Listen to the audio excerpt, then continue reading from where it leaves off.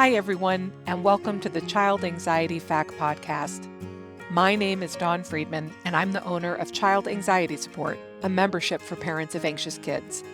I have my master's in clinical counseling and additional postgraduate training in child anxiety disorders, including exposure and response prevention and the Supportive Parenting for Anxious Childhood Emotions program, or SPACE program, which was designed by Dr. Ellie Lebowitz of the Yale Child Study Center.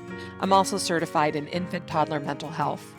FACT stands for Frequently Asked Questions, and each week I'll be answering your questions about childhood and teen anxiety. Let's get started. This week the question is, how can we tell between a child's anxiety about an activity and their genuine dislike for an activity? How do we know when to push and when not to push? This is such a good question, but I'm afraid I'm going to disappoint you with not such a great answer. And that is, you might not be able to tell. And in fact, your child might not be able to tell. And part of that is because, if you think about it, we've got reason to dislike doing things that scare us. It's why I'm never going to learn to ski. Going downhill fast is my idea of a terrible time because it really scares me. I wear the brakes out on my bike because I keep them on when I'm going down hills. So I dislike that, going down hills, and I dislike that because it scares me. It's not fun. But using my brakes on my bike and not learning to ski doesn't hamper my life in any way. Now, someone who loves to ski might say I'm missing out, but it's a choice I'm perfectly willing to make. On the other hand, there are other ways I have confronted my fears, like public speaking. It scares the heck out of me, but I've also learned to enjoy it. The results are worth it to me. So I've had opportunity to face my fears and learn to cope with my anxiety to access the opportunities I want to access. With kids, it's harder because they don't really have the far-range thinking to figure out what's worth it and what's not, so we have to be part of that decision-making with them, which is really difficult. For one thing, we might have strong feelings about what's worth it and what's not. If I'd grown up in a family where skiing was my parents' favorite winter sport, maybe I would have conquered that fear because it would have been part of the family functioning to go skiing. I don't know. Maybe it would have been worth it to me then, right? To not miss out with the family? Or maybe I would have thrown such a fuss that I would have stayed at the lodge sipping cocoa. It depends on a lot. When you're trying to figure it out, you're going to have to look at the big picture. Generally, anxious kids have anxiety that shows up in many different places. Figuring out where to address it, where to start, is part of figuring out how to parent a child with anxiety. How we make decisions in addressing our child's worry will depend on how we consider a number of things. 1, how is our family functioning? Where are we, all of us, struggling most?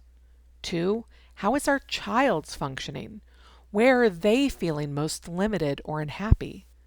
3, how much time and energy do we have to tackle things right now?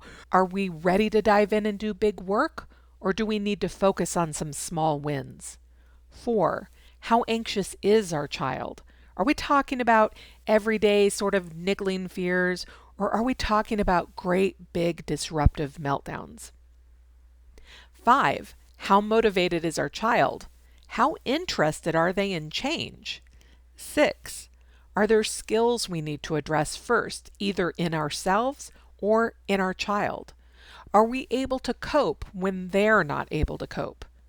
It's a long list, and we haven't really dug into the details involved in each of those decisions. Every single one is worth a conversation. Choosing where to address our child's anxiety is intensely personal. It depends so much on what we value and what we hope our children will value. If we know our child melts down when we push, we have to know what's worth pushing and how to do the pushing so there's growth. We need to be realistic about our kids and their capacity, and we also need to be realistic about ourselves and our capacity. Learning to parent an anxious child means shifting our perspective as well as changing our behavior. That perspective change is critical, and that's a bigger challenge than remembering to respond with this when our child does that. We need to know why we respond that way, and we need to buy into it. For some kids and families, we need to start super small. We need easy wins before we head to the big targets. This is especially true for very sensitive children and very sensitive parents. We need time to acclimate and experience ourselves as a family that can do this hard work. Now, for super motivated kids and super motivated families, we can start with the heavy hitters. We can sprint right to the top and dive into bigger exposures. As an example, we might have two families with 10-year-olds who are still asking parents to stay in their room until they fall asleep, and that's where the parents are hoping to see some change. But maybe one child is dealing with the recent death of a beloved pet, or is also having a hard time in school, or who has no interest in sleeping alone. Maybe the other child is more motivated and has less pressing worries outside of sleep. Maybe they're having a generally good time in life, and so they feel like, yeah, learning to sleep alone, that's in my wheelhouse right now. And we can look at the parents. Maybe the parent of one child has been working overtime, or is worried about budgeting for the holidays, or gets completely wound up when their child is crying. And then the other parent maybe has a good friend who has offered to sit with them while they deal with bedtime, or has a great meditation practice that helps them stay calm, or is just fed up enough that they're clear that this is what they want to do. Any combination of this, a motivated child but a waffling parent or vice versa, makes it a whole unique proposition. You know you're pushing too much when you get overwhelmed, either with your own emotional reactions or with your child's. The people who I work with don't tend to be people who are unreasonable with their kids.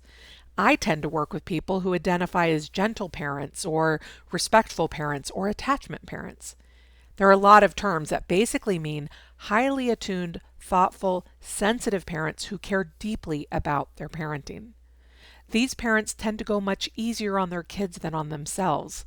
They tend to sacrifice their own well-being for the sake of their children in ways that don't always serve the family well. So I'm less concerned that they are being too pushy with their anxious children and more concerned that they are pulling back too soon, or that they're focusing on one area that is less important to them than another. So they're putting their energy in an anxious area that doesn't necessarily align with their family values because they're trying to do what they think they ought to do. Parents of anxious kids, especially the kids who act out their anxiety, are generally dealing with a lot of criticism and concern from others. Sometimes what we need to do is get really honest about what matters to us most. Maybe we don't care about sitting with the sleepy 10-year-old, but we do really want them to go to soccer practice. See, these are very personal decisions. When you're trying to figure out when to push and when not to push, I'd say, where are you and your child most unhappy? Where is the easiest win? Start with that easy win and build on it. You both need to start experiencing your child as someone who is capable and brave, and that can be very tiny. It can be a child who is learning to tolerate being alone on one floor of the house for 2 minutes longer than they used to tolerate it. Celebrate that success and go a little further. When you've got a handle in that area, look for where you'd like to take those skills next. When it comes to parenting anxious kids, it's a dance we'll be doing all of our lives together. We'll always be learning how to support without creating dependency, how to cheer them up even when we ourselves are scared, how to cope with our anxiety as we continue to celebrate their growth. Thank you so much for tuning in this week. If you have a question you would like me to answer on the show, please go to childanxietysupport.com/FAQ. And if you'd like to learn more about the Child Anxiety Support membership, please go to childanxietysupport.com. The membership offers courses, live events, and community to help you design a personalized program to free your family from the trap of child anxiety.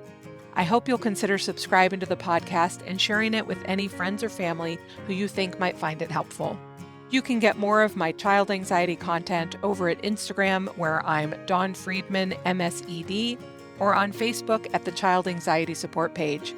Thanks again, and have a great week.